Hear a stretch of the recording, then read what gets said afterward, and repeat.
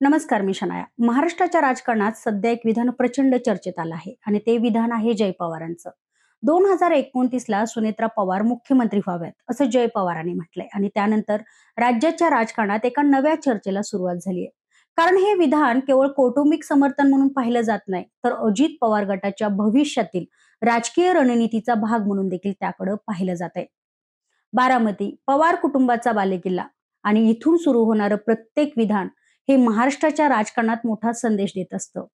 अशातच माध्यमांशी बोलताना जय पवारांनी स्पष्ट शब्दात सुनेत्रा पवारांना 2029च्या मुख्यमंत्री पदासाठी योग्य चेहरा असल्याचं सांगितलंय. त्यांनी म्हटलंय की अजितदादांना मुख्यमंत्री झालेलं पाहायचं होतं, पण आता ते शक्य नाही. आता सुनेत्रा वहिनी मेहनत घेत आहेत, त्यांनी 2029 मध्ये मुख्यमंत्री व्हावं. या विधानानंतर अनेकांच्या भुवया उंचावल्या आहेत, कारण पहिल्यांदाच पवार कुटुंबातील एका सदस्याने इतक्या स्पष्टपणे मुख्यमंत्री पदाबद्दल आपली भूमिका मांडली आहे. आतापर्यंत अजित पवार हेच राष्ट्रवादीतील मोठे शक्ती केंद्र होते, पण आता त्यांच्या पश्चात पुढच्या पिढीचं नेतृत्व पुढे आणण्याची तयारी सुरू झाली आहे का, अशी चर्चा सध्या रंगू लागली आहे. जय पवार नेमकं काय सांगू इच्छितात? हा फक्त भावनिक विषय आहे का, की त्यामागे मोठं राजकारण दडलं आहे? हे समजून घेणं देखील तितकंच महत्वाचं आहे. अजित पवारांचा राजकीय प्रवास पाहिला तर ते अनेकदा मुख्यमंत्री पदाच्या जवळ पोहोचले, पण प्रत्येक वेळी काही ना काही कारणाने ते पद त्यांच्यापासून दूर राहिलं. महाविकास आघाडी असो किंवा महायुती, अजित पवारांचं नाव हे कायम चर्चेत राहिलं, पण अखेर मुख्यमंत्री पदाची माळ त्यांच्या गळ्यात कधी पडलीच नाही. त्यामुळे त्यांच्या समर्थकांमध्ये ही भावना कायम आहे की अजितदादांना न्याय मिळाला पाहिजे. याच पार्श्वभूमीवर आता सुनेत्रा पवारांचं नाव पुढे येणं महत्वाचं मानलं जात आहे. अजित पवारांचा पक्ष वाढवण्यासाठी, तो टिकवण्यासाठी नवीन चेहरे तयार करणं गरजेचं आहे आणि म्हणूनच आता सुनेत्रा पवार, पार्थ पवार आणि जय पवार यांच्यासारखी नावं सातत्याने पुढे येताना पाहायला मिळतात. यामध्ये जय पवारांची भूमिका देखील तितकीच महत्वाची ठरत आहे, कारण गेल्या काही काळात जय पवार कार्यकर्त्यांमध्ये सक्रिय झाले आहेत. पक्षाच्या बैठका असतील, स्थानिक कार्यक्रम असतील, कार्यकर्त्यांशी संवाद साधणं असेल किंवा जनता दरबार, या माध्यमातून ते स्वतःची स्वतंत्र ओळख तयार करताना दिसत आहेत. त्यामुळे त्यांनी केलेलं विधान हे केवळ घरातील सदस्य म्हणून केलेलं समर्थन नसून भविष्यातील राजकीय दिशा दाखवणारा संदेश मानला जातोय.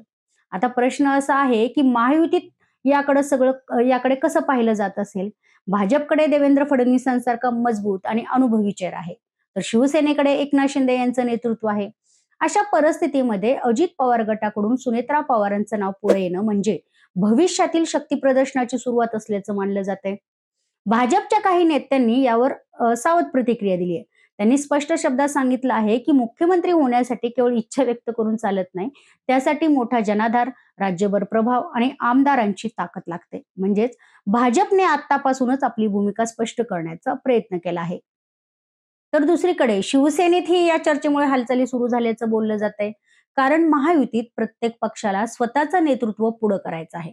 त्यामुळे 2029 जवळ येत जाईल तसं मुख्यमंत्री पदासाठीची स्पर्धा आणखीन तीव्र होत जाईल. राजकारणात काहीही अशक्य नसतं, पण मुख्यमंत्री होण्यासाठी फक्त कुटुंबाचा पाठिंबा पुरेसा नसतो. त्यासाठी राज्यभर जनाधार निर्माण करावा लागतो. कार्यकर्त्यांमध्ये जी आहे ती मजबूत पकड तयार करावी लागते आणि सर्वात महत्वाचं म्हणजे लोकांमध्ये स्वतंत्र नेतृत्वाची प्रतिमा ही तयार करावी लागते. सध्या सुनेत्रा पवार या उपमुख्यमंत्री आहेत, पण पुढील काही वर्षात जर त्या राज्यभर दौरे करू लागल्या, महिलांमध्ये सक्रिय झाल्या, त्यांनी संघटना आपली मजबूत केलं आणि पक्षाचा विस्तार केला, तर त्यांचं नाव गंभीरपणे चर्चेत येऊ शकतं. मात्र दुसरी बाजू अशी देखील आहे की महाराष्ट्राचं राजकारण अत्यंत कठीण आहे. भाजपची ताकद, शिवसेनेची भूमिका आणि महायुतीमधील अंतर्गत स्पर्धा पाहता सुनेत्रा पवारांसाठीचा मार्ग सोपा नसणार आहे.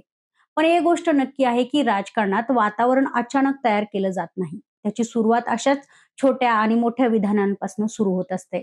आज जय पवारांनी इच्छा व्यक्त केली आहे, पण उद्या हेच विधान मोठ्या राजकीय मोहिमेचं रूप घेऊ शकतं. आणि म्हणूनच सध्या महाराष्ट्राच्या राजकारणात एकच चर्चा रंगली आहे की 2029 मध्ये खरंच सुनेत्रा पवार मुख्यमंत्री पदाच्या शर्यतीत दिसणार का, की हे फक्त अजित पवार गटाकडून वातावरण तयार करण्याचं राजकारण सुरू आहे? तुम्हाला काय वाटतं? जय पवारांचं विधान हे भविष्यातील मोठ्या राजकीय प्लॅनिंगचे संकेत आहेत का, की फक्त भावनिक प्रतिक्रिया आहे? कमेंट करून मला नक्की सांगा. आणि हा व्हिडिओ आवडल्यास लाईक करा, शेअर करा आणि सबस्क्राईब करायला विसरू नका. धन्यवाद.